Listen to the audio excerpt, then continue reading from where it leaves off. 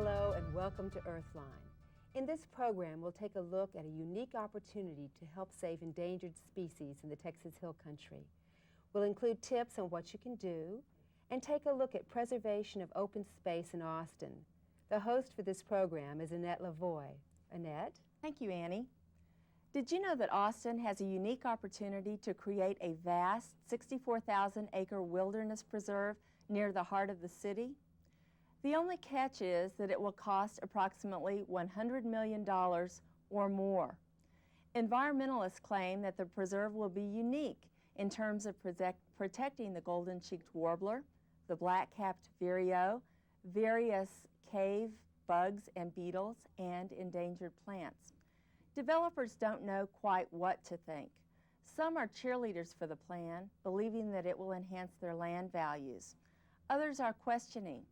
Tonight we're here to look at the Balcones Habitat Plan, its costs, and its benefits.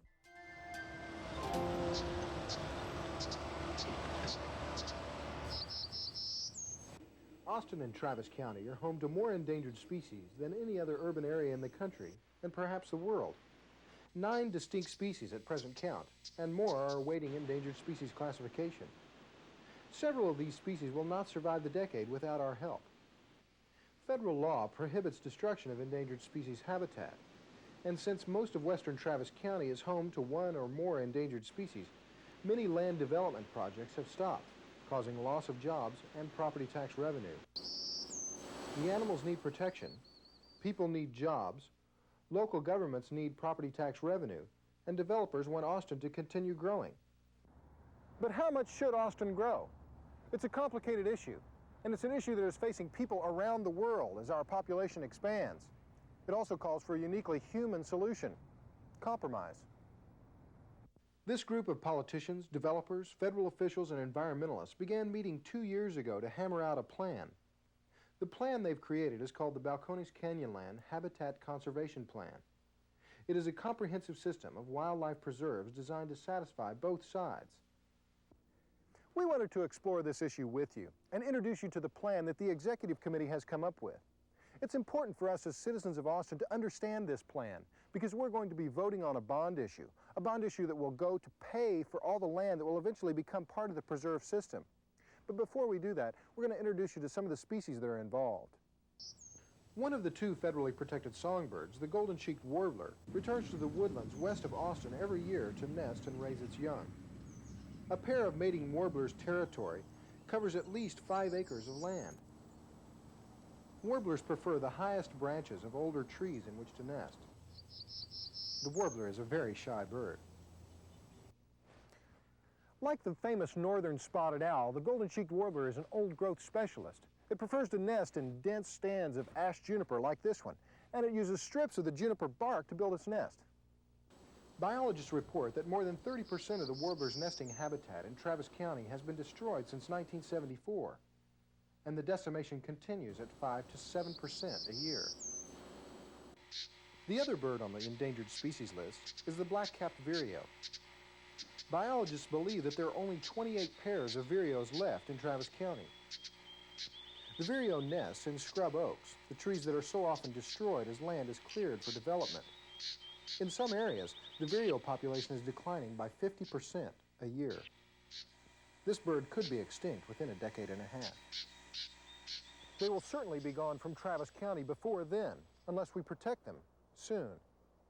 The juniper and oak woodlands that the warbler and vireo nest in often adjoin large segments of cave-forming limestone called karst. As water seeps through the limestone, tiny cracks form, creating habitat for a variety of cave fauna, including 7 federally protected cave-adapted insects.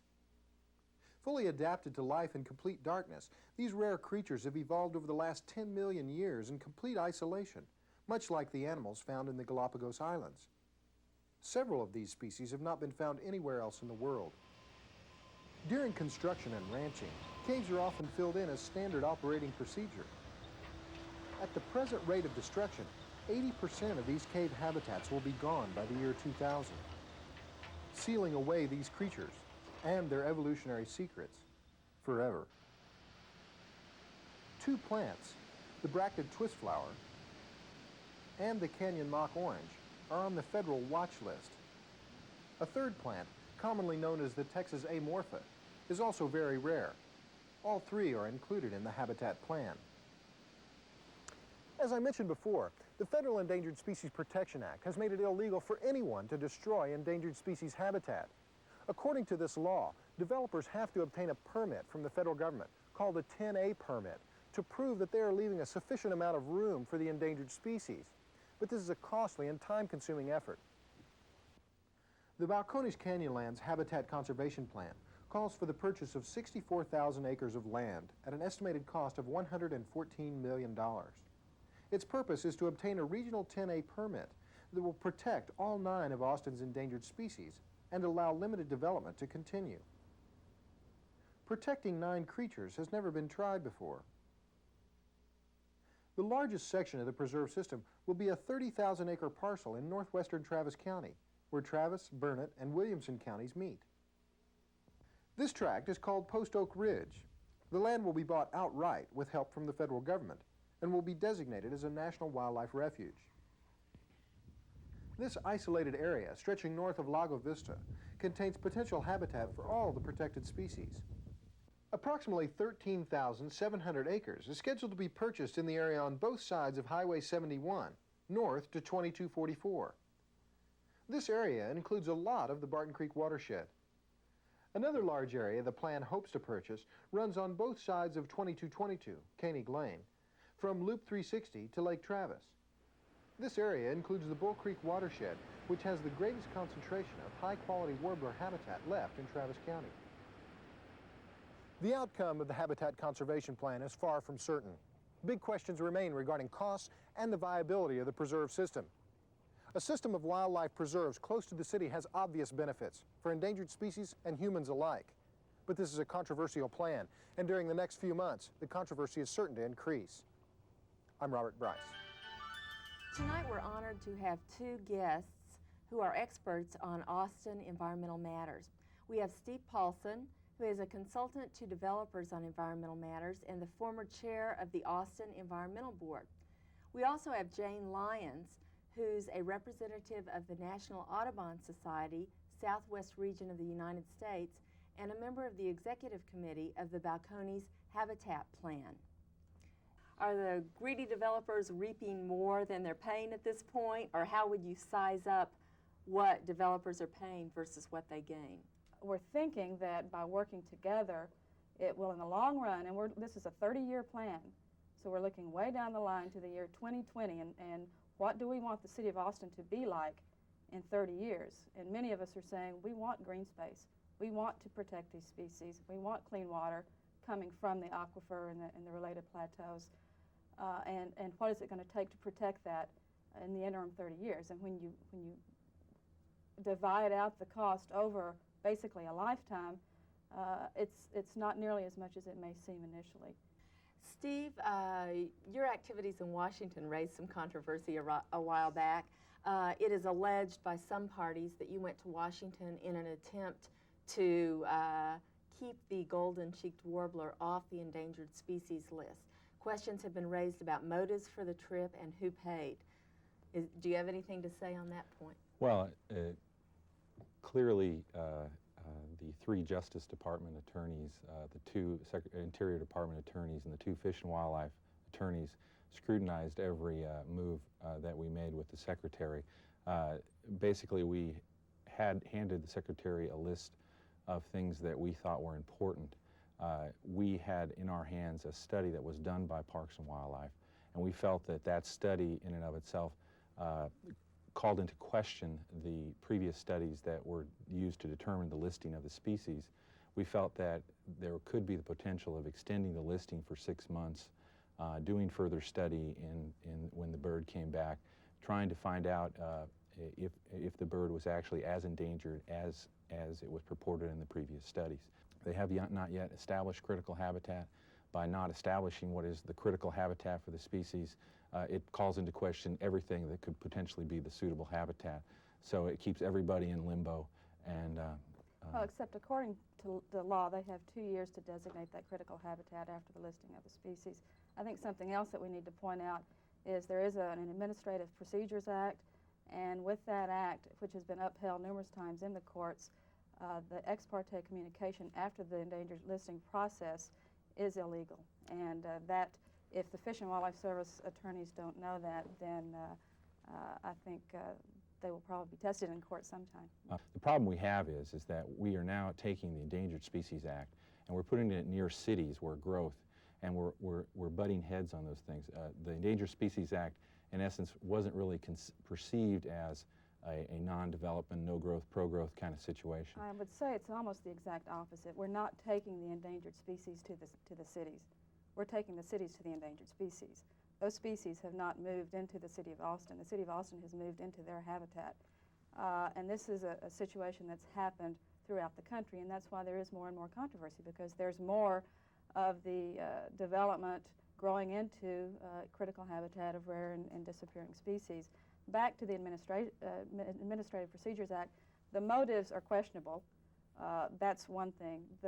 Legally, it's the process, and the process was questioned and was upheld, that when the comment period, the official public comment period for the listing was closed, and they are not supposed to allow any additional public comment on that listing procedure without public notice and without public minutes being held or being available afterwards. So there are some real questionable procedural violations, and the motives, I'm sure that everyone will have to decide for himself what the motives were, but we were questioning the procedure.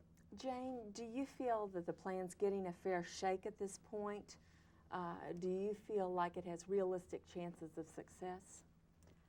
I think there are chances for success. I think a year ago, most of us would have said, this isn't going to last another month. We're not getting anywhere, and yet many of us have spent an awful lot of our own personal time and effort, Steve included, a lot of people on the committee or off the committee working on this, and I think what that shows is, for whatever reason, people care a lot about Austin. People want this to be an attractive city, both to live in, to work in, and to have leisure time in. And because we care about it, we're willing to sit down and talk and spend untold hours trying to figure out a plan that will work.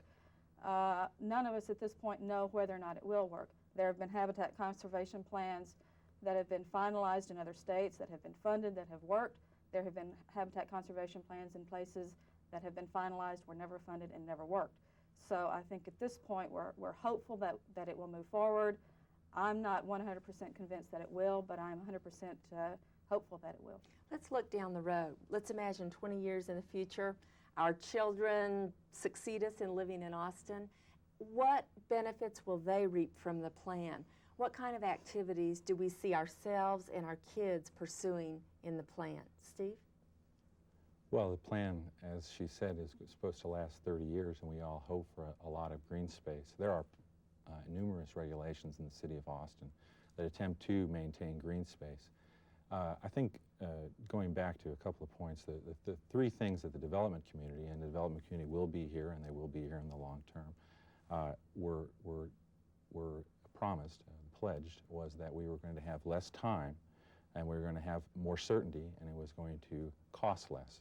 Now, that pledge is still out to the development community, and the development community still is waiting to see those pledges fulfilled. So for the long term, if those pledges are not fulfilled, we will go into individual Section 10As or Section 7 process, which is going to be long and cumbersome.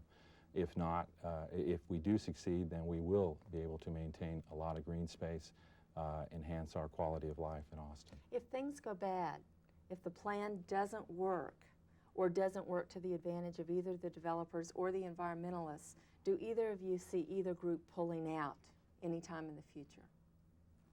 Well, I think if it doesn't work, it will probably be by consensus. We will all sort of give up and say, it's been fun, but it hasn't worked. As far as success, the plan is not, I don't see it as a plan for the environmentalists. We are not gaining anything financially from it. We are not gaining anything politically from it. The success will be whether or not 30 years from now we can still go out and see these particular species. We can go out and see, yes, this is what the Texas Hill Country ecosystem used to be like. that will be a measure of the success if in fact those species are still on Earth in 30 years.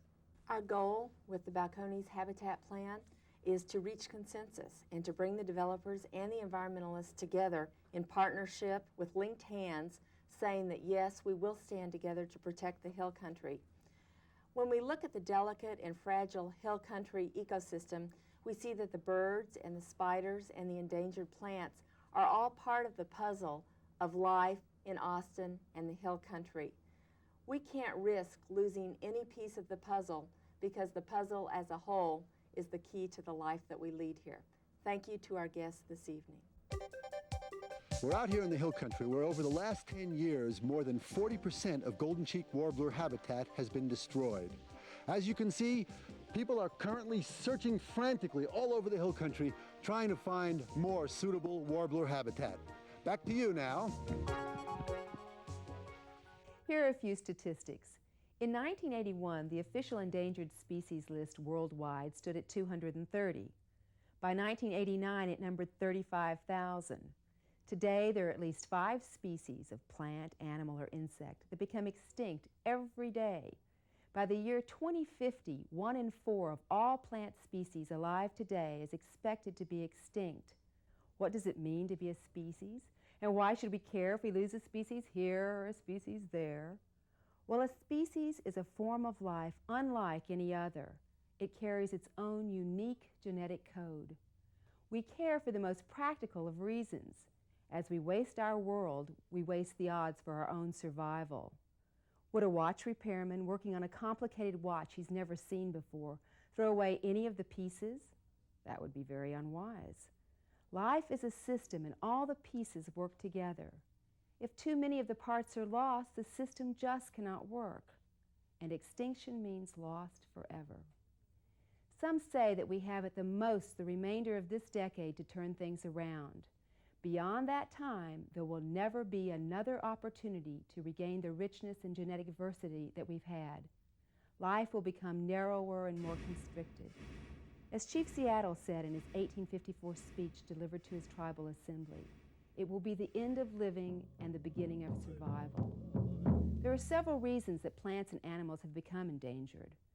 Some animals were considered threats to humans and livestock and were shot on sight, so that today they live only in a few remote places. Other animals are endangered because they provide humans with valuable products. Alligators, crocodiles, and snakes for their skins, elephants for their ivory, whales for their fatty oil, hawksbill turtles for jewelry made from their shells. Man-made chemicals have harmed many species. The major reason, however, is lack of habitat, the kind of land or water that each animal needs to find food and raise its young. So if we do care about protecting our fellow Earth species, what can we do? We can take personal action by recycling and careful use of resources. We can use non-toxic pest control and buy organic produce. We can refrain from buying products made from endangered species. We can take spiritual action by reconnecting with nature and recognizing our bond with all life. We can take political action by joining conservation organizations, writing letters to government officials, and most importantly, by actively supporting the creation and maintenance of wildlife habitat. Let's take a look at what a natural habitat is like. Winter in the Texas Hill Country. Cool, clean air, a tranquil moment. The Pedernales River flows strong and clear. Great open spaces remain in Texas, yet these fragile lands are becoming increasingly difficult to save. In Travis County, several preserves exist, and more are planned. But what is a preserve, and why is the protection of these areas important? A preserve, at least for Travis County, I would say, and just in general, a preserve is a place that has pretty good natural biodiversity that is relatively untouched by human disruption in the past. And Hamilton Pool actually has a mix. There was a lot of ranching that went on here for 4, 5, perhaps 6 generations. But the canyon with its steep slopes was relatively untouched, and there's really considerable biodiversity here.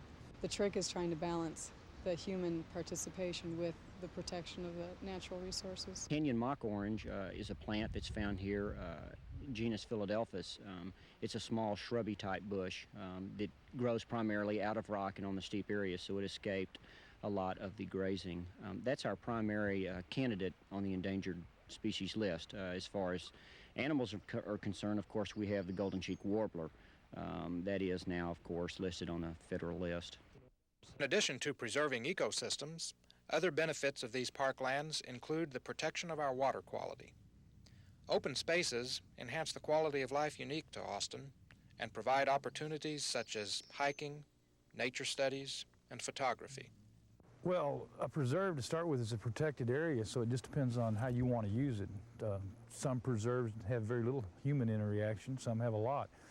Here at West Cave, we have a lot because one of our goals is environmental awareness. And we do this every year for the past 17 years by offering public programs and then during the week just teaching classes for schools.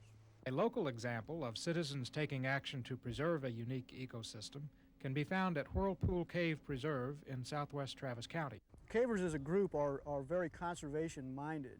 We really care deeply about nature and the outdoors and, of course, our caves. And in the case of the Texas Cave Management Association, it was a group of concerned cavers that wanted to make a difference. It was just sheer ignorance on the part of the highway department in the city to put all this stuff out here. They really bulldozed the land, really raked the place over, so to speak, tore it up, just from ignorance and because there wasn't anyone out here to watch over them, you know, to be a watchdog for the property. This used to be woods out here.